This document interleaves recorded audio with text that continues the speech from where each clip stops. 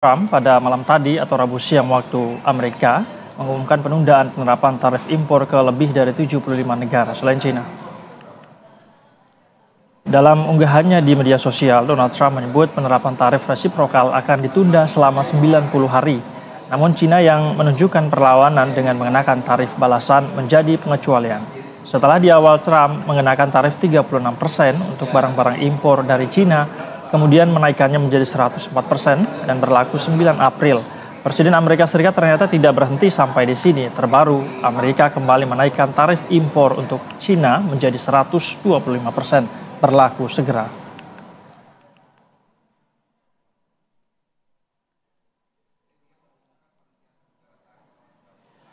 Dan pemirsa, kita akan lanjutkan diskusi kita dengan Dirjen Perundingan Perdagangan Internasional Kementerian Perdagangan 2012, 2014, dan 2016 hingga 2020, Pak Iman Pambagio. Pak Iman, tadi kita sudah mendapatkan informasi terbaru begitu ya mengenai akhirnya Trump ini menunda penerapan tarif resiprokal ini, kecuali China. Bagaimana pandangan Bapak berkaitan dengan hal ini?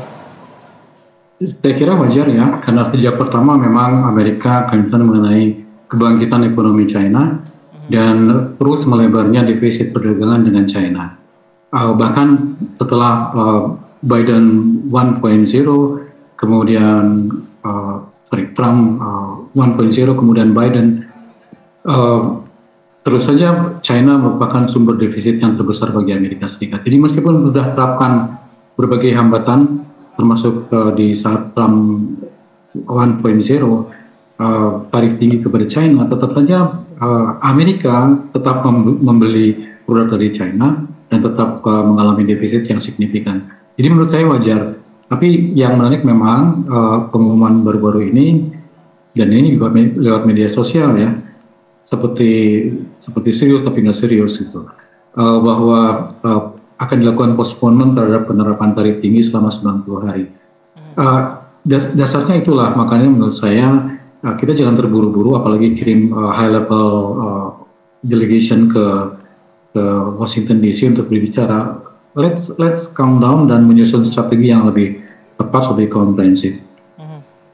Baik, Pak Iman, kita balik lagi tadi mengenai langkah yang diambil pemerintah begitu ya, respons yang diberikan. Ini salah satunya adalah dengan mengirim tim negosiasi tadi. Tadi memang Anda mengatakan bahwa seharusnya ada langkah-langkah dulu dilakukan sebelum negosiasi. Namun Presiden Prabowo telah mengirim beberapa menteri untuk melakukan negosiasi. Menurut Anda, Pak Iman, seberapa besar sih bargaining power Indonesia untuk melakukan negosiasi dengan Amerika Serikat ini? Apa yang bisa dilakukan agar bisa meluluhkan hati Donald Trump berkaitan dengan tarif ini, Pak Iman?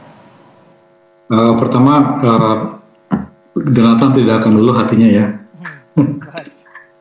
Yang kedua, mengenai bargaining position, menurut saya, unfortunately, saya lebih frank ya, unfortunately tidak terlalu kuat, karena Trump dan administration-nya itu akan melihat dari berbagai aspek, bahwa Indonesia dekat dengan China, Indonesia quote-unquote menjadi anggota BRICS, di mana di dalamnya ada Iran, Rusia, dan China.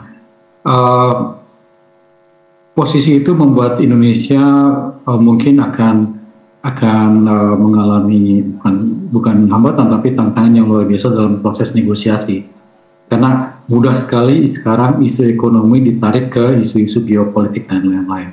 Indonesia juga pendukung kuat Palestina misalnya, itu semua harus dapat dimasukkan dalam perhitungan kita.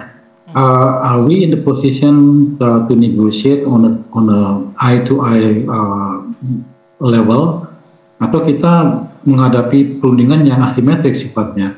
Oleh sebab itu, kata-kata berunding barangkali menurut saya cenderung menghindari ya, tapi lebih ke pendekatan dialog kepada pihak Washington sana, bahwa we will fix these imbalances in our bilateral trade. Tapi juga tentunya ada langkah-langkah lain yang perlu diambil di dalam negeri. Baik, nampaknya memang tidak mudah begitu ya langkah negosiasi yang diambil oleh pemerintah ini. Belum lagi tadi meluluhkan Donald Trump ini bukan hal yang mudah, Pak Iman. Lantas menurut Anda seperti apa sebaiknya langkah pemerintah ini untuk kemudian menyelamatkan industri atau sektor usaha yang terdampak oleh tarif ini di dalam negeri? Seperti apa yang harus dilakukan oleh pemerintah, Pak Iman? Oke, tadi saya sudah sampaikan ya, akibat kebijakan Trump ini dan 3 bulan ke depan akan ada further global uncertainty ya. Karena tarifnya ditunda dulu, dipospon dulu. Sementara dengan China keep on going, bahkan plus naik gitu, to the extent impossible lah untuk mengimpor produk dari China dengan tarif lebih dari 100%. Akan terjadi trade diversion yang menurut saya tidak pernah dilihat sebelumnya oleh modern history. Nah, untuk menghadapi ini ada dua hal yang menurut saya perlu dilakukan oleh Indonesia. Take this momentum untuk memperkuat competitiveness ekonomi kita sendiri. Karena kita harus juga mencari pasar baru, dan yang kedua mempersiapkan diri membangun ketahanan untuk berkompetisi di dalam negeri sendiri. Karena sekali lagi negara-negara lain akan mencari-cari pasar lagi gitu ya. Jadi yang tadinya ke Amerika mungkin mulai cari-cari ke pasar lain termasuk ke Indonesia. Di critical mass di ASEAN kalau bicara mengenai besarnya pasar.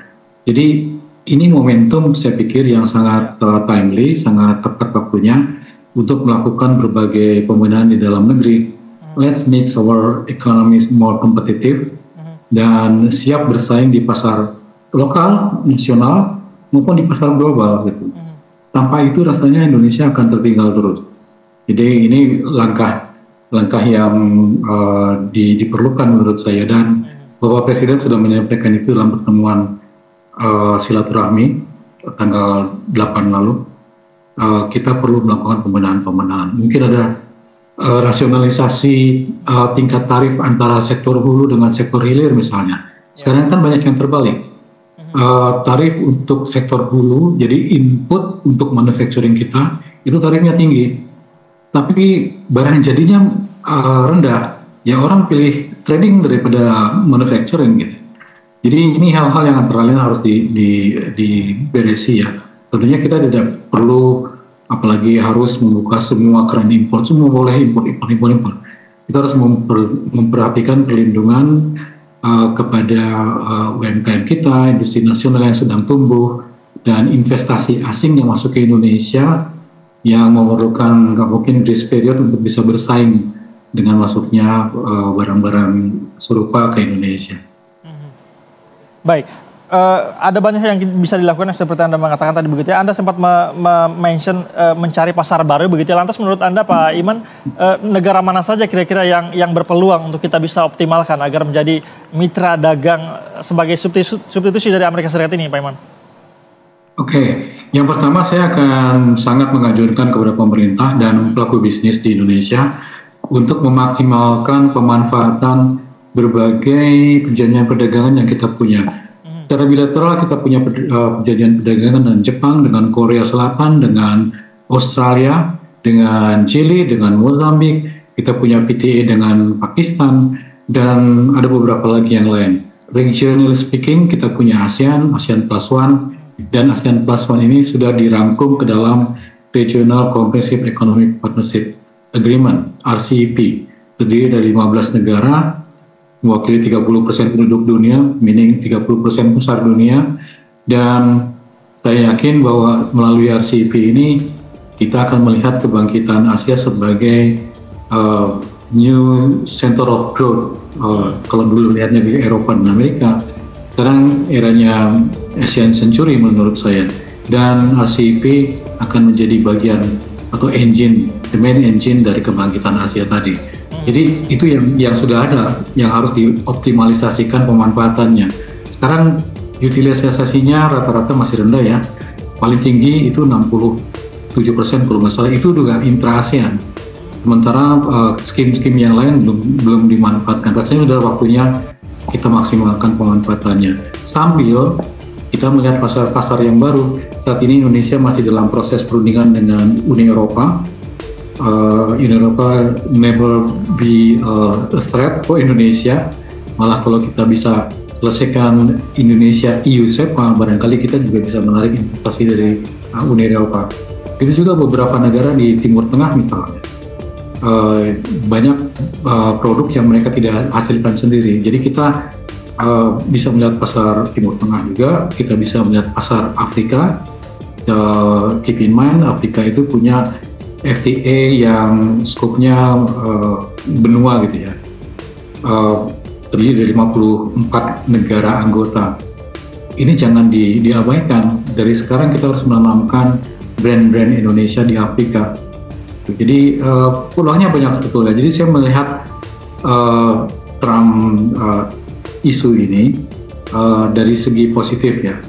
Kita bisa ambil manfaat kalau kita juga in the same time bersama dengan itu membenahi diri, meningkatkan competitiveness ekonomi kita. Baik, ada banyak peluang begitu ya, terutama tadi negara-negara Asia, negara Timur Tengah, dan tadi